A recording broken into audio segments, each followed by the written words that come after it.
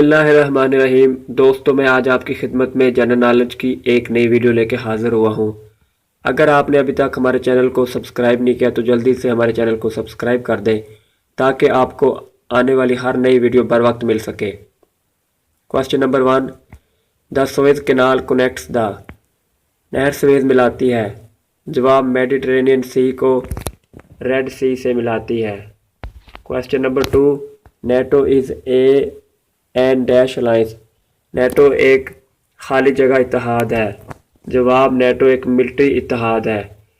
Question number 3, AFP is a news agency of dash. AFP एक खबर रसा एजेंसी है। जवाब, फ्रांस की। Question number 4, Qantas is an airline of. Qantas एक एयरलाइन है। जवाब, ऑस्ट्रेलिया की। Question number 5, the Suez canal is in. नहर सुएज है। जवाब, मिस्र में है। Question number 6, the headquarter of transparency international is located in. Transparency international का हेड क्वार्टर वाक़ है। जवाब, जर्मनी के शहर बर्लिन में वाक़ है।